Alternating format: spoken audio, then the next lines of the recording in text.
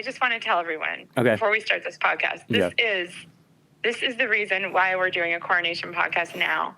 We did do the coronation podcast. It was fabulous. And then my house got flooded. And then we polished this thing off and realized. You're talking about your bait and switch coronation episode. Was it a bait and switch? Well, I thought it was about the coronation, but it turned out to be like the DNA of dark money laundering, offshore wealth shenanigans. And you like unspooled it right in front of my face, and I wasn't ready for that. I thought we were going to talk about crowns, and all of a sudden we're talking about double helixes. It's a coronation episode that doubles as a tax shelter episode that really is about the royal family's money and how they keep their secrets and what that has meant to history. And now we are back presenting this to you. Mm-hmm.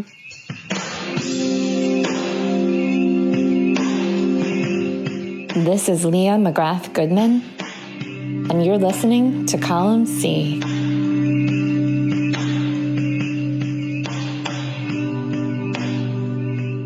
Let's open up the podcast, which is to say, Reggie and I wanted to come back around and do another Column C. We wanted to go over the coronation. Did you watch the whole thing? I tried did you watch the whole thing? I think coverage started on CNN at 5 a.m. U.S. time. So I was not up at 5 a.m. But I did watch all the highlights. And I watched the crownings of both King Charles III as well as Queen Camilla. Right after the Queen died, I saw this picture of him in his uniform in this red coat, and he looked really boss. I was like, yeah. But then in the actual ceremony, he looked like a marshmallow. Like if you poured water on him, he would melt. I was concerned for his health. What were your impressions? One of the things I noticed first, everyone was dressed very impressively. Costume game was very good. I agree that even though a lot of the official photo releases of King Charles and Camilla were very well done, nice photos, very regal looking, I would agree that in the actual ceremony, I don't think Charles smiled once. He looked very, very, not just solemn, but more than solemn. A couple parts he almost looked a little worried, or even the word that came to mind for me as he was sitting in the chair, getting ready to be anointed and then crowned, was sort of enfeebled. He actually looked like, those pictures of George Washington at the end of his life where he has wooden teeth and he doesn't want you to see his teeth. Yeah. And his lips are kind of folded down and you're like, oh, poor George Washington. He so didn't want to smile. That's how the king looked to me in a lot of the footage during the coronation. And Camilla, I noticed, was sort of also kind of making a lot of nervous faces while watching him. But then I noticed once they were crowned, there was a slight smile from Camilla. I still didn't see a smile from him while he was still in Westminster Abbey, which is the church where they were crowned. But then later when they were on the balcony at Buckingham Palace and waving with the immediate family, that's when I sort of saw them both look a little more smiling, a little more. I don't know if there's a rule about you cannot look even friendly while getting your crown put on, but there seemed to be an issue there, at least for Charles in particular. Camilla looked nervous, but Charles literally looked almost sheepish. I think it would have helped those watching, including people like me who don't feel particularly invested in the monarchy, just to see him maybe give a slight low-key smile and a nod, maybe, or just something. Maybe he was concerned that he would make the wrong face. It's so hard to know. People can mischaracterize a smile as a grin or a smirk.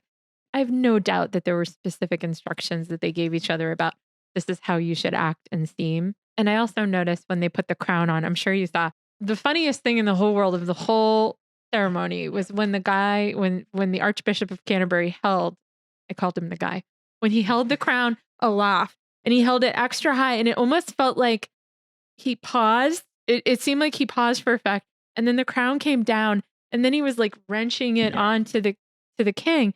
And that's because in the past, crowns have fallen, stones have come out of the crowns, all sorts of things have happened. And so one of the things that I just really admired about King Charles in that moment was he did not adjust the crown once it was on his head and once the Archbishop had gotten it really on him. He didn't touch it once, which you know how you feel. At least I'm a woman. If somebody puts a crown on me, I'm going to adjust my hair 5 times, which by the way is exactly what Camilla did. even before the crown, you saw her hands start to go up and she couldn't like help herself. And then as soon as he put the crown on her and he stepped away, she was adjusting it like to death. And I thought, I guess either they were told not to and she did it anyway, or Charles was already aware going in like, I can't touch it after he puts it on. But it's a tough one because they're heavy. And if you don't feel comfortable and you're walking in front of like, millions of viewers, you're going to feel really uncomfortable. It looked like he screwed it on. Yeah, he had to. And no doubt they were fitted for these. It wasn't like they just picked the crown up out of the crown jewels in the Tower of London and hoped for the best. Like these weren't like borrowed baseball caps. They definitely made sure that they fit. And if you're a woman, you're like, I want to put it on. Like, I'll crown myself. Do you want to talk about what he was wearing? Because this freaked me out. I watched this and I heard a number and then I rewound it and listened to it again and I heard it again and I was like, no, he's not wearing billions of dollars worth of clothing right now. He's wearing millions of dollars worth of clothing. But I double checked with you and yeah, so all the coronation regalia is estimated to be around $4 billion in value. And some of it's extremely old. One of the scepters has this Cullinan diamond that is like the largest cut diamond in the world that is known. So Charles is wearing $4 billion worth of stuff. All the regalia came to $4 billion. Camilla was wearing some. There's like all kinds of jewels in everybody's stuff. So I think it was all the regalia came to $4 billion. So the way it works is when he's anointed, I'm not going to go through all the regalia, it takes way too long. Right. But when he is anointed, he's wearing a simple tunic. Like that was the white tunic he had on. And he sat in the extremely old chair with all the graffiti in it that goes back to, I believe, the late 1200s, early 1300s. And I believe it was King Edward I who basically grabbed the Scottish Stone of Destiny from Scotland in 1296. And he built this throne around that particular stone, which the Scots had been using for centuries to crown their own royalty. He was like, right, we're going to take this stone and we'll use it for our crownings. And so he built the throne around it. But the throne is, as you know, filled with graffiti. It looks like an old school desk, only far more defaced.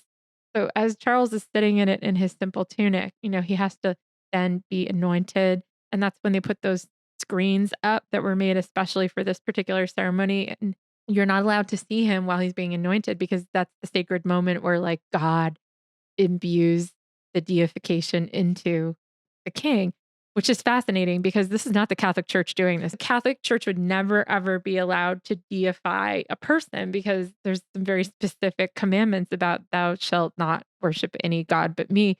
And so the Christian faith is all about you don't worship false idols and you certainly don't deify anybody. Well, to me, it sounds like the trans. It sounds like the water to wine, the flesh of Christ. I'm Catholic. I don't know this. Yeah, you're not a good Catholic. That's a weird conflation going on over there. You're like the fishes and the wine and the bread and the flesh. Are you talking about transubstantiation? Yes, when like the blood of Christ comes from wine and the bread turns into the flesh? Yeah, and so that. So, okay. Yeah. So what you need to understand is there's nothing Catholic about this. This is the Church of England. Yeah. And the Archbishop is the highest ranking person who's a non-royal in the land. And so when the Archbishop of Canterbury anoints Charles III as king, or in this case, Camilla, right, as queen, that is like an anointing under not just the crown, but specifically by a religious person under God, which is like a deification process because it harks back to when the crown was seen as an extension of God. And the crown is not seen as beholden to man. The sovereign answers to God, not to the people. But remember, a normal archbishop would never be able to deify a person. And so this whole like, oh, he goes behind a screen in the special ointment, and then he becomes like sovereign imbued with the spirit. They have like a Holy Ghost portion in this thing. And so, yeah, like you wouldn't be allowed to do that in a normal church, but this is Church of England. So you're allowed to do whatever the king wants. Well, he's the head. He's the guy. And that goes back to, Henry VIII. Yes. Who wanted a divorce. Yeah. So, I mean, for people who really have any sense of what it is to worship God from a Christian standpoint, there's nothing Christian about it.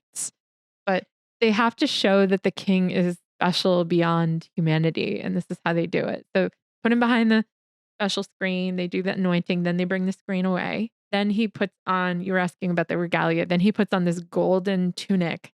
It looks like it's spun out of like pure gold, and that's called the super tunica. And that's like the king tunic now that he has been deified. And then he has a special cape that goes over that that's also golden. And so he's just this giant golden king. And then he walks back and sits on his throne for the first time. And that's the enthronement. And he's officially the anointed king under God.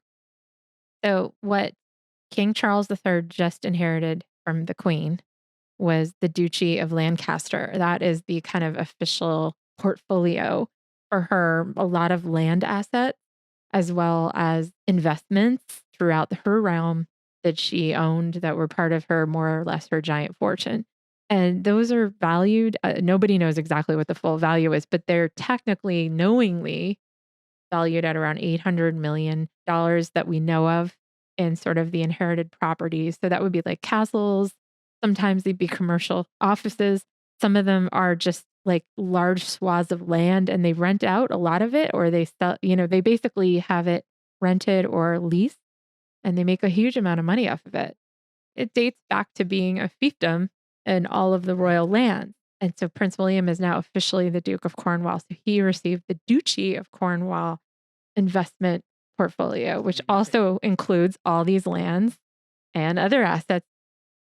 Cornwall is worth over $1 billion, and then the Duchy of Lancaster is worth a little over 800 million. And the reason why Prince Charles just handed him a much larger purse is because Charles has been in charge of that purse and has been building it in a very focused fashion, whereas the Queen didn't take as much interest in hers because she was busy being Queen. And so, Prince Charles worked very hard on his portfolio since he inherited it as a toddler. Remember, he waited a very long time, decades and decades. So he had plenty of time to work on this portfolio and he took a lot of active interest in it. So he's actually passing Prince William a substantial fortune. There's a huge amount of land. Each portfolio has tens of thousands of hectares of land, and these are properties people are renting or leasing, and it's part of the original fiefdom of the royal family. So here's the deal with the portfolios. Nobody really knows the full value. Nobody really knows everything in them, and nobody really knows how they're being run except the money managers who are in charge of them. They're not trusts. They're not companies. They are not under any definition of anything that exists in the modern world. The duchies are like special purpose vehicles that are created just for the royal family. They are not taxed with a corporate tax. They are not taxed with a capital gains tax. The royal family's opinion of their fortune is it's private and it's nobody else's business. And that is also inclusive of paying tax on it. They do pay some income tax. The Queen came forward and said that they'd be open to voluntarily paying some tax. But you have to remember that these concessions are made when they feel that they might be forced to give up something more valuable. There are different times where it looks like the crown might be taking more advantage of the goodwill of the people than others. And when those times come up, sometimes they'll make a concession. So there has been a concession to pay some income tax, which they now do. So I remember reading in the Katie Kelly bio of the royals, the Queen did voluntarily pay these taxes, and she volunteered to cut some of the expenses, and some of it was to cut off some of the far-flung cousins, but a lot of it was to cut the wages and the benefits to her staff, which were already low paid.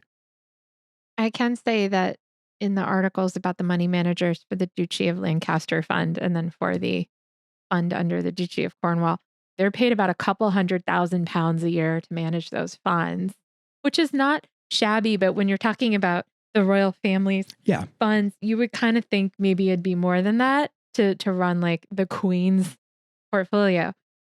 The problem with the royal family, despite all of these things, is they are not transparent. You cannot get a list of who they hire and what they're paid. You can't get a list of their investments. You can't get any information about what the level or values are of what they're doing and where that money's going.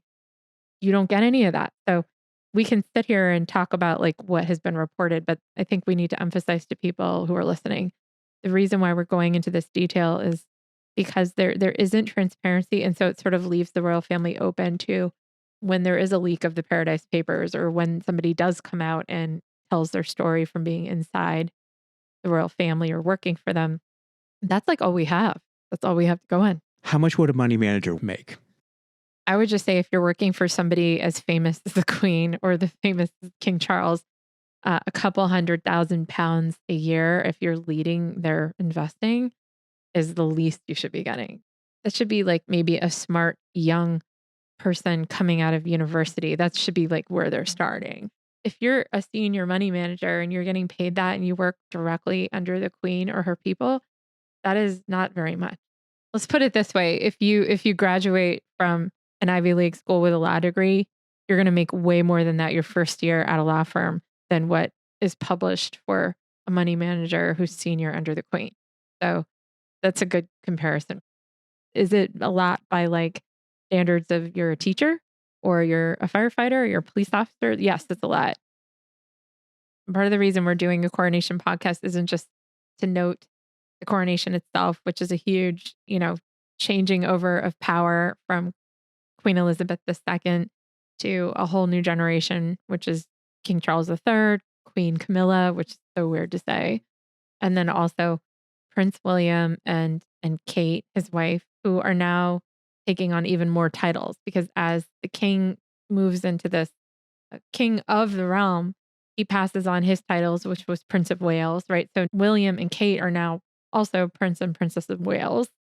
And they also took on the Duke and Duchess of Cornwall. They were already Duke and Duchess of Cambridge, so now they're Duke and Duchess of a few places. And then there's a list of all these other titles that they are inheriting that came along with Charles that were passed on to them as he took his mother's place. Also, the purse that Charles held of territories and lands and riches gets passed to William. And as Charles has his mother's estate passed to him. As you move up, you get the next lineup of riches and titles. And so he passed everything he had on to William, and then his mother passed everything she had on to him, which includes the royal regalia, by the way. Like he basically now owns all those crown jewels as part of his title, as part of being king. And he owns it, but he can't do anything with it or something. How does that work? It's kind of like in perpetual trust. Whatever the monarch gets, they're really supposed to preserve for the next generation coming after them. I think technically they could do whatever they want with it. There are certain rules about certain properties, but technically they are in charge of most of what they are inheriting with certain restrictions. In addition, the royal family uses the tax shelters under the royal family realm, like the Caymans, like the Crown dependencies, Bermuda, like they are using these places to offshore their wealth. So even though you hear a lot about, oh, they're running tax shelters, they're using their tax shelters as well. And so, for example, the Duchy of Lancaster is known to have used Bermuda and the Caymans. They don't have to tell us, because they're the royal family, where they're offshoring. It just happened that we found out that the Duchy of Lancaster, which is was the Queen's, under the Queen at the time, the Paradise Papers, when they leaked, their files from a law firm called Appleby, which is huge and global, and also has a huge outpost in Jersey. Appleby's files showed that the Queen was using Bermuda as well as the Caymans for her absolute return fund, one of her many funds. And at the time, the people who had reported out those Paradise Papers pressed her money manager, because she has money managers back when she was alive. Now Prince Charles, now King Charles has them. But they pressed the money managers about, does the Queen know that her wealth is offshored? And one of the money managers basically said, of course the Duchy of Lancaster knows her stuff is offshore. What do you think? We're just doing this without her permission, which was really interesting because he was so kind of indignant about it. And he didn't call her the Queen. He specifically in the quote called her the Duchy of Lancaster, which was a good way of sort of not being quoted mentioning Queen. So all that money we just talked about, the making through the duchies, whether it's the Duchy of Lancaster or the Duchy of Cornwall, that is separate from what is called the sovereign grant. They're getting that to quote unquote maintain their properties, to serve the public, and, running around wearing cute outfits and doing ribbon cuttings. So the idea is they're paying the monarchy to be monarchs. It's a taxpayer funded grant.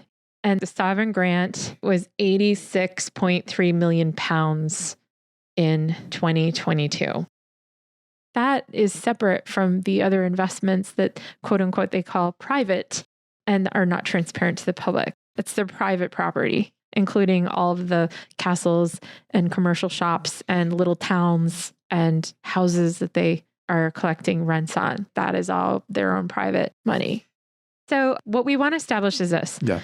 The royal family is probably one of the most sophisticated ancient families to put together what you would call a private portfolio that doesn't get taxed, no corporate tax, no capital gains tax, and also is not transparent at all to the public, even though taxpayers are funding their life to the tune of 86 million pounds a year. And they are sort of the original people to hide their money, to conceal their money, and also to use tax shelters to do that. It's very sophisticated. And it's now what you're seeing wealthy elite people do all over the world is to hide their money on tax shelters. But that is something that the royal family has been doing longer than almost anyone. That's a hell of a statement. Yeah, they are the original designers of these sorts of schemes. They are the ones who've sort of overseen a realm, specifically the crown dependencies, which they rule over, where they can keep their money and not show what they're doing. And it's very much now what you see people around the world, elite, wealthy people doing, as well as these monster companies, multinational companies that always want to keep their money offshore or don't want to be taxed where they're based. And it's very much something that goes back many centuries and originates with these fiefdoms and these tax havens and this tendency to offshore and conceal. And I think it's important to understand that when we see very wealthy people or really, really, really high-end businesses like Apple who wants to offshore, or any number of other, we talk about Glencore, this huge commodities company, like all these giant multinational companies that are offshoring in places like Jersey. It's very much within this design that the royals really made very verified, but also very easy to copy. The reason why I want to talk about this today is I want people to be able to draw a clear line between when you see an ancient fiefdom like the royal family insisting on keeping their wealth private, nobody knows exactly how much they have, and it consists of rentals to regular people and also to wealthy people, but also just commercial shops and all their castles and things that they own throughout the land. You might not even know. You could walk into a place and have no idea that it's owned and run by the royals, just like a lot of these tax shelters are carefully controlled by the royal family, and they conceal their wealth. But it's something we're seeing now lots of wealthy people do, but it really is being emulated going all the way back for centuries. It's like part of the original design of concealing money offshore, and that the royal family has been doing it, no one knows exactly how long they've been offshoring wealth, and nobody knows, because it's not transparent, right? Nobody gets to see the original offshoring, but we all know that they have set up a network of satellite tax shelters arrayed around the United Kingdom and throughout. The realm is big, even though we don't talk about like the sun never sets on the British Empire anymore. The bottom line is there's still quite a few places from South Africa to Bermuda and the Caymans, Jersey and the Channel Islands. We're talking about Isle of Man, we're talking about a lot of different places. Even Ireland has been used increasingly as an offshore tax shelter. Definitely part of the design that has been created for offshoring. Of course, the royal family has been using it. They've been using it longer than anybody. But what's fascinating is hedge funds use it, big banks use it, wealthy people use it, giant multinational companies use it, and they are all using it. And then people like ordinary taxpayers in the United States, ordinary taxpayers in Britain, and in many countries around the world that are really actually starved for public money, getting less and less money to support services, programs, just basic things for ordinary people in their towns and in their countries, are getting less and less because a lot of money that should be paid in taxes is getting diverted elsewhere. So it's very much of like part of the design for those who see themselves as not having to follow those rules. So as oil is discovered in the Middle East and Russian oligarchs take over everything, and they're seeing this model that was created by the royals in the UK, and they're like that's how you tuck away your money. Yes, it's a very royal model. I mean, anyone can put their money offshore if they find somebody to help them do it. Anyone who wants to offshore their money can. You would be breaking the law if at a certain point in your funds, you didn't report it to, for example, in the United States. No one says you can't keep your money in Jersey. What they say, for example, what they say is you can't keep more than X amount and not report it. And if we find out you did, you're going to be in trouble. You're going to owe us tax. You may be in trouble legally. Here's something I wanted to share really quickly. So it was back in, I told you, Queen Elizabeth was found to have put money from her funds in the Duchy of Lancaster offshore in Bermuda and the Caymans, and it was leaked in the Paradise Papers. And here's this quote. This is a great quote. They said, Queen Elizabeth II has invested millions of dollars. This is, by the way, when the Paradise Papers were being reported. Queen Elizabeth II has invested millions of dollars in medical and consumer loan companies, Applebee's files show. That's the law firm that had tax shelter files leaked on the Queen. While the Queen's private estate, the Duchy of Lancaster, provides some details of its investments in UK property, such as commercial buildings scattered across southern England, it has never disclosed details of its offshore investments. Here's the quote from her money manager. Quote, yes, the Duchy was aware that the Jubilee Absolute Return Fund was run offshore, said Chris Addock, Chief Finance Officer of the Duchy of Lancaster.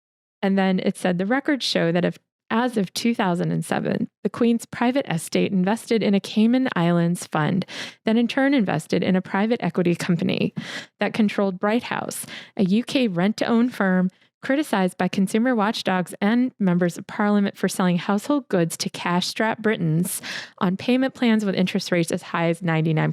Motherfucker. One more thing. Other royals and politicians with newly disclosed offshore ties include Queen Noor of Jordan, who is listed as the beneficiary of 2 trusts on the island of Jersey, including one that held her sprawling British estate. So it's not just royal family hiding their money on royal tax shelters run by the royal family. It's also other royals, for example, in the Middle East. Tax shelters are now being used by people everywhere, including people from Russia, people from the Middle East, other people from Europe, other people from the United Kingdom, no doubt many people in the US, as we've reported. So wait, what blew your mind about, okay, they were the original tax sheltering design? I think just having a beginning to it. You've been introducing me to this topic for the last year, and it never really occur to me to ask where it started. It's sort of like an unknown. Maybe that's why I was so blown away. It's like a question that hadn't even occurred to me to ask, which is a little embarrassing. But that's why I'm just like, oh my God. Like we talk about Jersey, and it's sort of immense and it's scary. And to think of how this big, scary, immense thing had a beginning, had a start. So that's why we care. We care. Why do we care about royal family money? Yeah. Because how they've been managing their money has been leading the way on how a lot of this concealment and tax dodging has unfolded over the last century. And it wasn't even right, if we're going to get super charitable with the story of the royals. And it's not just the royals, right? The City of London, which we've already touched on in this podcast, is a very sophisticated financial center that uses tax shelters around the world. And Britain in general is known for a very sophisticated banking system. And, you know, there's a joke about England, which is they'll say it's the land of lawyers. They're not kidding. It's very sophisticated financially. It's very sophisticated legally. And a lot of it is in service of the money creation, money preservation, also creating structures where people don't have to be seen, right? Their money is not seen and it's hidden. But if we're really honest, the history of money and the history of royals and the history of anyone with a lot of wealth, regardless of the country, right? We are saying, like, right now, I am being upfront and saying, yes, I'm saying the UK is unique in the world in the way it does this, in a way I've never seen in any other country. However, to say that no dynasties throughout the world's history haven't also been associated with hiding money, concealing money, offshoring money, right? We have a history of those things, just things like pirateering and profiteering and what's been happening in different continents. Colonialism and the violence of colonialism itself is totally related to this. It's not to say that they came up with it for the first time and nobody else did first, but it is to say they have brought it to such a sophisticated level, such an advanced level, that at this point, it's being emulated everywhere. There's a book I think called The World's Butler. Oh, yeah. Yep. And I talked about it on a previous Have you read that book? Yeah. Oliver Bullough. Yeah. And I was disappointed in that book because he mentions the city of London a bunch of times, but doesn't actually describe what it is. But the book is essentially about how, as the empire is waning, this is the UK finding a new role in the world for itself. Dealing with people's money is what it is. Essentially, money laundering is what the book, that's the main piece of it. And I won't pretend like you would get so much more out of that book than I'm a neophyte, so I don't want to talk about it too much because I'll sound like a jerk. But that's the whole point. It's like that's how they're redefining their place in the world now, and it's a very powerful position to be in, to have everybody's money and to be able to make it spendable for everyone, even if you are a crook. I still go to England and I'm sort of amazed at the sophistication of how it handles banking. Places like Britain are going to be way ahead, and places like Switzerland, places that have been making it, as you said, the point is to be on the forefront of money, on the cutting edge of speed, efficiency, and doing it right. But it also has to do with hiding money, and it also has to do with the sophistication legally that is needed to create different structures that anonymize the money so that you can't even trace where it's coming from or where it's going to. Those groups in England and in Switzerland and in, like, for example, Singapore, other places that have been really trying to stay at the forefront of money, they're going to be way ahead of a place like, I hate to say that the United States is not going to be at the forefront, but we've already shown we're not at the forefront for years and that we're like lagging behind. That is what they're good at. That is what they lead in, and they continue to do well at it. But it also includes the concealment piece, right? And the offshore tax shelter piece. I don't see that changing, even though we've talked a lot about how the monarch is in charge of a number of these tax shelters. Crown dependencies are literally ruled by the monarch. And there have been efforts over the years to urge the Queen to change the way things are done on the tax shelters. And there's been the same with the King recently. So in the lead up to the coronation, the Tax Justice Network in the United Kingdom urged the King to please break up and revamp how he runs the tax shelters like Jersey and like the other Channel Islands crown dependencies like Guernsey and also Isle of Man. And the Queen ignored these entreaties and said more or less that she couldn't do anything about it. We haven't heard what the King's response is yet. The Tax Justice Network wrote to the King of England a week before the coronation, and they saluted that he had made comments last year stating, quote, "We must find new ways to acknowledge our past." And they said to him, "Many of today's British satellite tax havens are an unresolved legacy from the past, having been facilitated to develop as financial and secrecy centers as the British Empire began to change in the 20th century. These tax havens continue to disadvantage their own inhabitants, as well as some of the poorest people globally, and of course, the people of the UK. We believe Your Majesty can help by pointing the way to end one of the world's most enduring injustices. The UK, the Crown dependencies, and the British overseas territories are collectively responsible for facilitating nearly 40% of tax revenue losses that countries around the world suffer annually, to profit shifting by multinational corporations, and to offshore evasion by primarily wealthy and powerful individuals." Listen to this part. "This makes the UK and its network of satellite tax havens the world's biggest enabler of global tax abuse." So yes, he can do something about it. When I wrote about this for Power Corridor, which is the Substack column I'm writing right now with a company called The Daily Upside, I started writing about this and I got rained on by people living in Britain who insisted that the King has no power over his tax shelters, which is not true. The King cannot intercede in situations in England because Parliament and the Prime Minister are in charge. But in the tax shelters, the King actually appoints the most powerful people running the tax shelters and is in charge of unelected officials who are running the courts, who are running Parliament, who are running the justice systems, and also overseeing basically all communications with the King so that the King can check in at all times on what's happening in his crown dependencies like Jersey. In previous podcasts, we've talked about how much money, people don't really know, but you've said there's a rough guess of how much is in Jersey. Yeah, so Jersey has an estimated $2 trillion in money that is booked to the island from people around the world. And It also includes a bank called Coutts Crown Dependencies, which is known to hold the royal family's money. And so it's just important to understand that, of course, if the king gets to decide the most powerful people running the organs of justice and of law enforcement and of lawmaking on his own tax shelters, yes, he has a say in how things are being run. Of course he does. This idea that he has no say when he is appointing all the unelected leaders himself in consultation with his advisors, the idea that that doesn't give him some power, especially when the island itself is a peculiar possession of the crown. A peculiar possession of the crown. So they're definitely able to have power in those places. They have infinite power, really, in those places. And I know that it's hard for people who've been in Britain for years and have seen the way the king or monarch acts in Britain, but it's a different in these territories and in these crown dependencies, a different level of power. I was talking to a Harvard researcher recently who asked me about how it really works. And I was explaining the unelected top crown officials who run the islands like Jersey. And she kind of looked at the power structure and she goes, oh, it's not like from empire. She's like, it is empire. And I was like, yeah.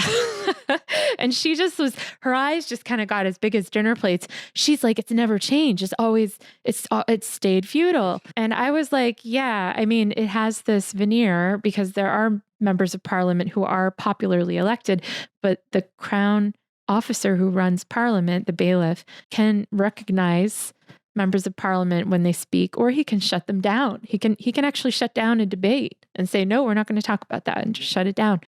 They have total power. And so the fact that king is the one appointing them, they're answering to the king. So when you talk about what is the definition of corruption, right? Transparency International has the definition most often used. And it's basically taking public power and using it for private gain. So it's basically a violation of public trust for private gain is how they define corruption. How would you apply that to Jersey? You cannot say that the crown appointed officials are violating public trust for private gain. They're answering to the king. They're doing what the king wants them to do. They're not going against his wishes. They're not doing something different than what the king or monarch is asking. They're doing exactly what the king or monarch is asking. So you can't even call it under the classic definition of corruption. It's very easy for them to just turn around and say, right, we're doing what we're appointed to do under the king. And we are. So you want to say we're not? Well, that's not quite true because we are. And then if you want to say it's private gain, yes, they're making lots of money. They're getting knighthoods. They're getting all these different commendations. But again, it's not like a classic violation of public trust for private gain. They happen to have these very powerful roles that allow them to wear the fancy robes and walk with the monarch at the fancy ceremonies. But you can't say that that's corruption in the classic definition. It isn't, because they are following what the king wants. I have a special message before we wrap this up. I'm going to go to, hold on, the scepters that were presented to King Charles III included the sovereign scepter, which has a dove on it, very large dove on the top of it, that is traditionally known as the rod of equity and mercy, and it represents the sovereign's spiritual role. And it's supposed to show this dove representing the Holy Ghost. And it was created in 1661, but it is supposed to show that the monarch shows mercy and understands that some people don't have power and are powerless and need to be stuck up for. And so when I saw him being handed this, I thought of Jersey, and I thought of so many of the people of the island and some of the things that have happened there and how difficult some of their lives have been because of it. And it just makes you think, you know, if you're going to be imbued with all this power and also you're going to call it the power of God, right? You better use it, and you better use it in a way that shows that you actually do care about the people in your realm, and not just the people in Britain, but the people who live in some of your territories and crown dependencies and tax shelters. Because if you don't, if it's all about just having satellite tax havens, as the Tax Justice Network called it, for people to conceal their money, not just the royal family, but royals all around the world and wealthy people all around the world and giant monster companies. If it's more important to do that than to look after your own people, then why are you carrying a scepter with a dove on it? It's a little much. So I am hopeful that as part of having a quote unquote sustainable, monarchized, transparent monarchy, that King Charles III thinks about what's going on in his tax shelters and how it's resulted in human rights issues and how it's resulted in miscarriages of justice and deficits in the democracies on those islands and in those territories. Because if he doesn't consider that, then all of this really means nothing. And, I think a lot of people listening will say, well, right, it doesn't mean anything. But, I think there's reason to be hopeful with a new monarchy. Maybe some things can be changed, but change happens really slowly, as we were talking about before, especially when it comes to corrupt practices. And the royal family is genuinely anti-democracy. Whatever they want to say, they do not represent democracy. They have to find a way to exist in a world where people want democracy and don't want unaccountability from people who see themselves as, above, not just above the law, but like in line with God. I'm so glad that your mind was blown during this episode. Oh yeah, totally. Watching your brain, like just watching you're like, wait, that was a huge statement. I didn't come in thinking that we were going to be uncovering the origin story of tax havens and Jersey and the hiding of wealth, the kind of stuff we've been talking about for the last year. I didn't think of any of that stuff as having an author, but of course it did. I just didn't, and it's obvious. Like, I'm embarrassed. Like, in hindsight, it's obvious. Yes, of course. I didn't expect we were going to be peeling off another layer of the Jersey story that we have been talking about. So, ostensibly, this was not a Jersey podcast, but I guess every podcast is a Jersey podcast at some point. Yeah, it's not the very first time anybody ever thought to hide their booty. Yeah. However, it is the most sophisticated version of it the world has ever seen. And it emanates from tax shelters that are within the realm and often controlled by the British royal family. And there's a reason why, like, all the big hedge funds want to have their money on a tax shelter. And, even Canada has like tax shelters. We've also talked about how the United States is one of the biggest tax shelters in the world, but everyone's sort of following this sort of perfect offshore model, like as close as they can get to that perfect offshore model where you have infinite control over all of the little levers and buttons. There's so many ways to hide the money trail. If you have enough money, you can hire some lawyers to help you. And you don't have to be special. You just need to have some expertise in it, have somebody who will do it, set it up for you, and oversee it for you. But is there anything about the coronation that we missed that you wanted to say? Is it worth it having the crown? Is it worth them having a crown? Yeah. Is it worth it? It is a big part of the national identity. I'm going to answer this not like I have my own view. I think that it helps differentiate from a national identity standpoint, right? Like when we talk about the royals that are most watched and talked about on the planet, it's the British royal family. I think that that's still kind of special for the country. I do think that even though a lot of the Republicans in the British ranks dislike the royal family and dislike the coronation, I think they also still like to kind of laugh about it. And it's sort of something for them. It's, it's their version of celebrity. It's very interesting because Reggie and I were talking about this before we started the podcast. I have a colleague who's British and she's writing all about the industry surrounding the crown. So when you go into Britain and you get like a pint at the local pub, like they'll have like a crown marker on the glass. It's like a signifier of the Queen's pint. Like the measurement is like, there's a little crown. You can buy these glasses. They're really great.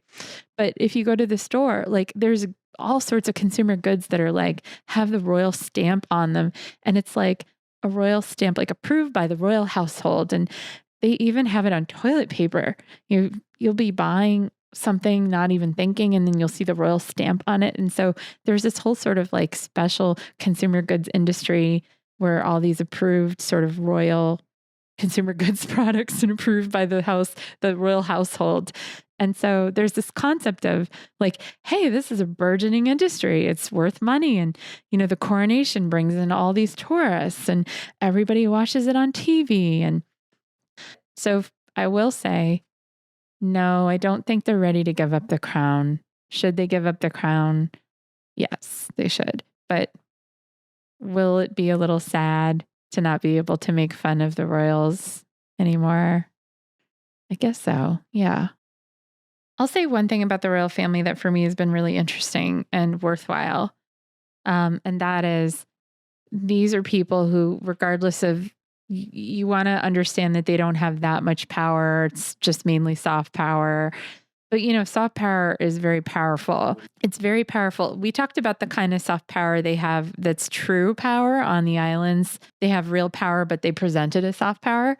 But in places like England, it's just soft power. It's, not an iron fist and a velvet glove. It is just the velvet glove. But what I find really interesting is they still have a lot of power within that power. They are some of the earliest influencers we've ever had. And what I find interesting and is worthwhile is seeing how even with so much influence, how hard it is for them to wield their influence effectively and in ways that offer more than what I would call safe feintings of action, right? Oh, we're going to support a cause everyone can get behind, or we can, we don't see them take chances with their power. And so I find that worthwhile. And it's really human to me that even with the power they have, they really struggle to use it in ways that are bold and brave and courageous. And I guess that just is the nature of humanity, that people have a hard time doing that. I think that's it. Sorry. So anything else we have to cover from the coronation? Have you ever been in there? Yes, Westminster Abbey. Yeah. So out of all the places in England, Westminster Abbey is the place I go back to the most and is my absolute favorite. And the reason why is it's a beautiful church with all kinds of weird parts to it. Like if you approach the church from one side, it looks like one kind of a building. And then you look at it from a different angle and it's a completely different structure. It's so old and has so many parts to it. Like, in New England, when you see an ancient house built out here in the 1600s, there's like different pieces to it that they're like, this was part of the main house, but then this was built and it's like that. It's like all these parts to it that look completely different than the other parts. So that's the one thing that like strikes you from the outside. But when you walk in, there's the transept, which is that huge open like center kind of with the pews. And you can look right down the center to the altar. And it's a church that is running every single day.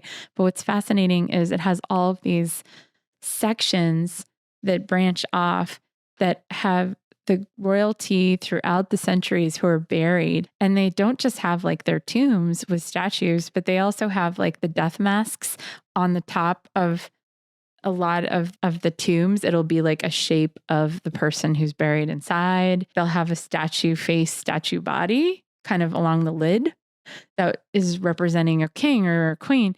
And then they'll also have mixed in like some of the king and queen's favorite doctors, ship captains, like very important explorers that the royals wanted buried in Westminster Abbey. And as you work your way through the Abbey, you don't just see all the different royals, but you also see like very famous writers, very famous scientists, very famous thinkers and poets. And so it's like filled with basically like antiquity's most important minds that were going through or ending up in England.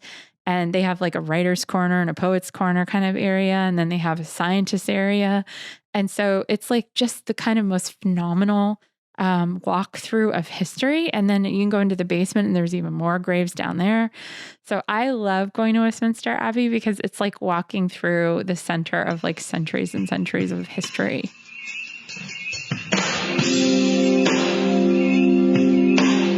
This is Leah McGrath Goodman, and you're listening to Column C.